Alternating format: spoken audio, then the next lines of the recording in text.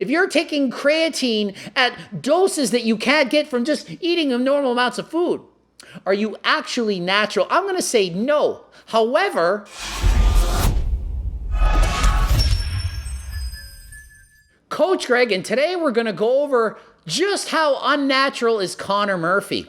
He listed out the PEDs that he took, and we're going to talk about them and decide just how far along the spectrum of being not natural is he. Connor Murphy points out there is no natural or not natural. Technically, it's all on a spectrum, and he's kind of right. Consider these 4 famous lifetime naturals: Mike O'Hearn, Jeff Cavalier, Mike Thurston, and Matt Does Fitness. Although all of them are lifetime naturals, they're not equally natural. Some are more enhanced than others. For example, maybe Mike O'Hearn, while being a lifetime natural, was taking trenbolone sandwiches. That would make him more enhanced than if somebody else, maybe Jeff, was on HRT, for example. So not saying any of them are not natural. Obviously, they're all natural, but they're on a different level in terms of the spectrum of being natural or not. So let's go over the list of PEDs that Connor Murphy took and see just how natural he really is. Connor, natural, trend test every compound you can possibly take. Where does Connor Murphy lie? I would say somewhere around here, but we'll discuss this and see. So I just said this is absolute natty, so you're telling me you have not been a lifelong natty. This doesn't exist, and I'll show you why. It simply doesn't exist. It's a spectrum. There is no absolute natural or absolute not natural. And I have to agree with him. There's no actual person that's truly actually 100% natural.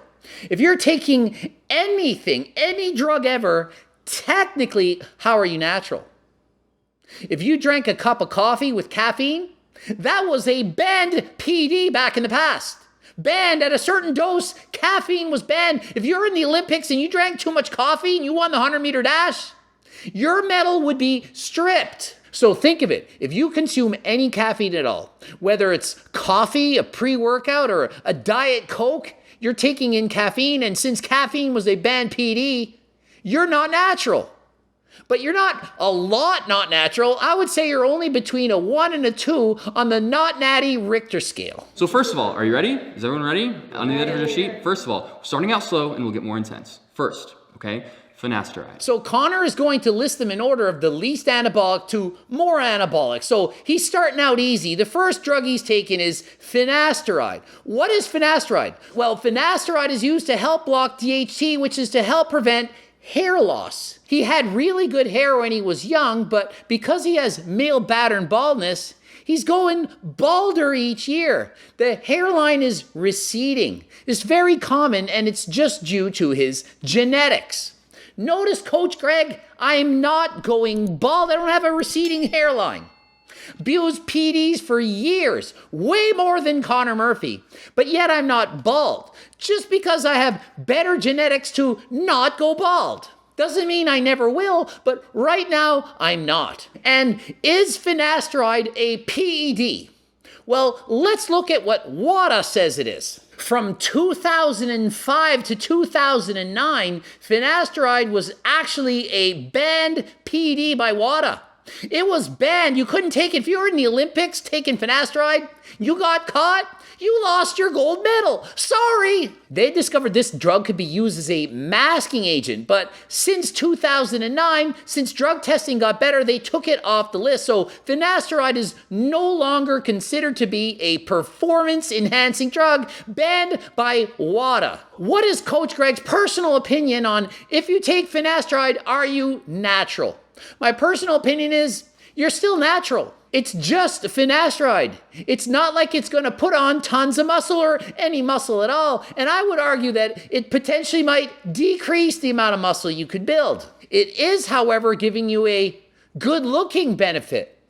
Trust me, if you have more hair and you're not going bald, chances are you're going to make more money. You're going to be more attractive. And everyone knows that on the good-looking Richter scale, the more attractive you are, the more views you're going to get. Connor Murphy made money because of his appearance, his body, his hair, everything. So I would say because of the use of finasteride, it actually gave him a performance-enhancing effect in terms of his YouTube creation of videos. Is he 100% natural? No, of course not. He's taking a drug to help prevent him from losing his hair. How is that natural? Of course it's not natural. So how high on the scale? 1 being totally natural and 10 being trenbolone sandwich? I'm giving him a 2. Just a teensy-weensy performance benefit, and mostly from just being hotter than last time. So that's interesting. It's unnatural, I would say, or it's far on the unnatural spectrum, but it doesn't enhance your physique. And so a lot of people would say that you are still natural if you take it. Now, this is an interesting concept, because by that same logic, if you were to take a extreme compound such as tren or some sort of a high dose of test and somehow have a bad reaction, by the same logic, you would have to say that I'm natural. No, Connor, you can't say you're natural if you consumed tren or high doses of tests just because you had a negative side effect. If you took tren and did a bad shot, ended up in the hospital because you got an infection, it doesn't mean you're natural. Once you've taken test or tren at high dose especially, you're not natural. Obviously, it can vary on just how far up the spectrum you are, but if you do tren, even if you have a bad reaction, you're still not natural. If you take tren and you stop working out, you don't go to the gym, you just sit on your ass all day and do nothing, and you lose muscle. And yeah, you would lose muscle if you go from training 6 days a week to not training and all you do is take tren and lay on your ass. You are losing muscle. It doesn't mean you're natural just because it didn't offer you any performance benefit. You got worse while taking tren because you were a lazy ass. That still means you're not natural. By your definition, it can be an unnatural compound, but as long as it's not performance enhancing, it's still considered natural. So that's the first gray area. Okay, does that make sense?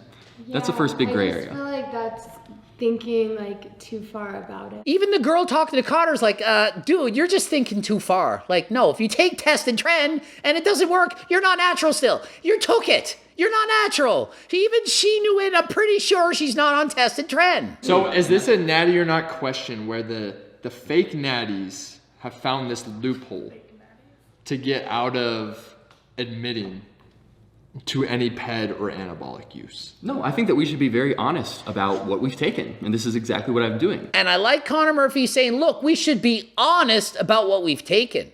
Full transparency, like Coach Greg telling you what I've done. Unlike what the haters say, they say, oh, Coach Greg, you're just lying. You're not actually taking this. You're not taking that. And you're just lying about everything. How many videos have I said about what I'm taking? So many. How many people are as transparent as Coach Greg? Not too many. I think it's better to refer to people on a scale from like 1 to 10 of natural or not, rather than having it black and white, natural or not. So I like what Connor's saying. Rather than saying natty or not, black and white, it should be on a scale, like a scale of 1 to 10. Hence, that's what I'm doing right here. MK677. You took a SARM. It's not a SARM. All right, growth hormone secretagogue. Correction. Next substance is MK677, which is in fact a banned growth hormone secretagogue. You can't take it. If you take it, you compete in the Olympics, you're going to lose your gold medal. So it is, of course, a banned PD, and it is, in fact, quite effective. What it does is it raises your natural growth hormone production. If you have more growth hormone IGF-1 levels, you can recover more, get stronger, hold more muscle. It can also help stimulate your appetite and make you hungrier than last time. And for some people, that's actually going to increase performance. For others, going to make it worse. On the spectrum of 1 to 10, with 10 being trenbolone sandwich and 1 being natural, I have HRT at doctor-prescribed doses as being a 5. You know what Coach Greg was on before he stopped. I have MK677 as slightly less beneficial than HRT. So I have it at somewhere around a 3 or a 4, depending on the dose and the individual. So Connor Murphy obviously is not natural because he's used MK677, but it wouldn't be as much of a benefit as if he was on HRT. So you can start to understand in your own heads, somebody who takes MK677 isn't as enhanced as somebody who is on HRT. What if I were to take an ashwagandha supplement that was an extremely concentrated extract?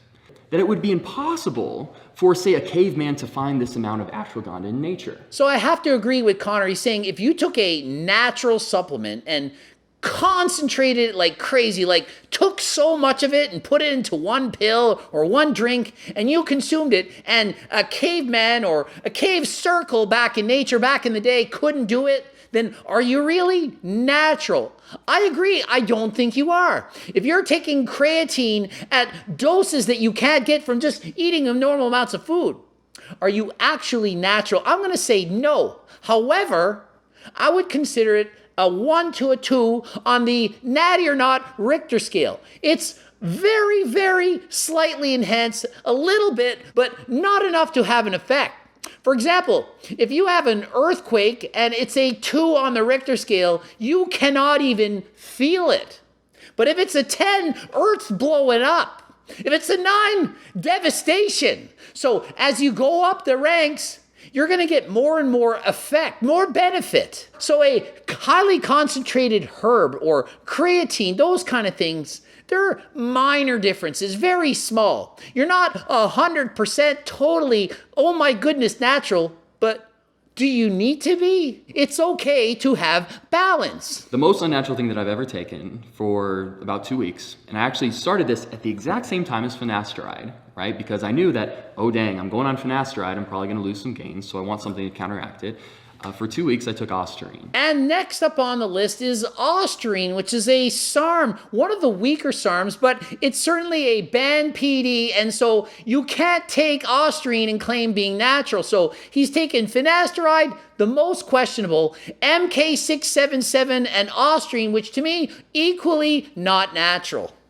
If I had to rank it, Ostarine and MK, somewhere between a 3 and 4, depending on the dose. Obviously, if you take 100 milligrams of Ostarine, it's going to be a lot more performance enhancing than if you take 10 milligrams. So if you're a person taking several different PDs, like Clen, that's maybe a 2, and you combine that with MK677 and RAD140, it can add up together and offer more benefit than HRT. So just because you're taking only offers you a small benefit, if you're taking 5 different things, they can add up together to make dramatic and significant changes. All I know is that when I started Ostarine and finasteride, after 2 weeks, I developed some gynecomastia. That in fact still lingers a little bit with me to this day. And so I stopped them. And so I can guarantee you that me taking those 2 substances, finasteride and Ostarine, during that 2-week period, only had a negative effect on my physique. I can also guarantee you that he probably wasn't actually taking Ostarine. He was probably taking something he thought was Ostarine. How do you know what you're actually taking?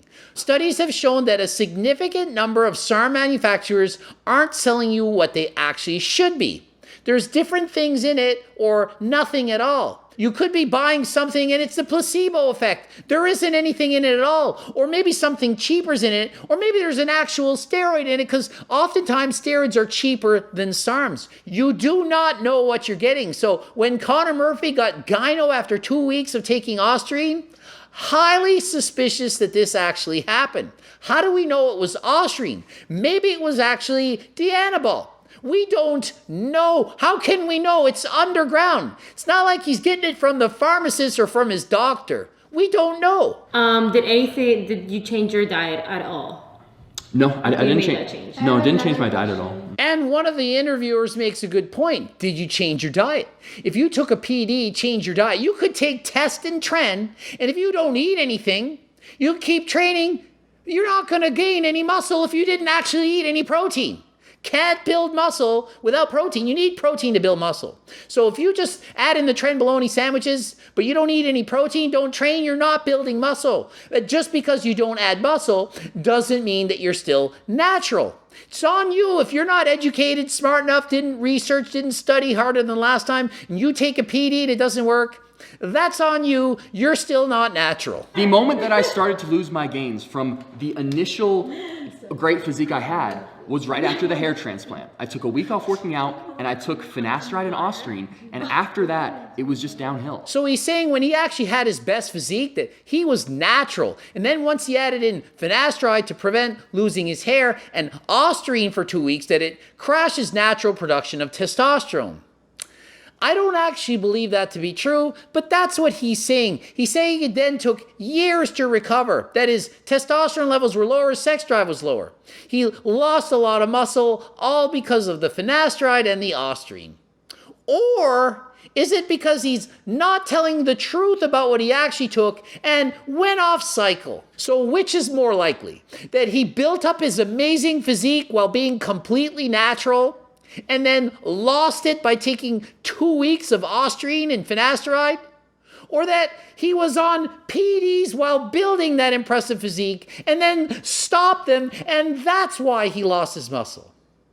I'll leave it up for you to decide, because obviously we don't know. I am not Connor Murphy. I don't know if he's telling the truth or not. How could I know? I'm just thinking it's way more likely the scenario 2 than scenario 1. And then later on, much later in fact, he then took 2 cycles at 8 weeks apiece of MK677, and he said, yes, that was of some benefit. Some benefit, not mind-blowing, but he does in fact admit that it was of some benefit to his physique. When you competed in like your men's physique shows, back when you were doing your reactions, your pranks, everything like that on YouTube, were you, I mean, I assume 100% natural based on the timeline of how you're... There is no 100% natural, because I was taking multivitamins. All right, not taking the 3 compounds that you listed. When I was competing, I didn't take any of the 3 compounds. How many of you out there have gotten gyno after 2 weeks of taking Ostrine?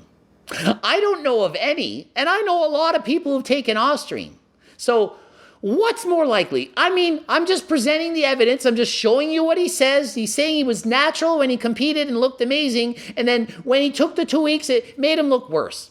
So is he in fact natural? Is he not natural? It's on a spectrum. He's taking multivitamins and things like that. So he is admitting, look, I'm not 100% natural, but I think he's trying to downplay just how natural he really is. On the spectrum, I'd have to bet he was beyond a 5. I don't think he was on the Trenbolone sandwiches, but I think he was somewhere as a 6 or a 7 on the natty or not earthquake scale. Do you at this current moment, or at any moment, have you regretted taking Ostrine or MK677?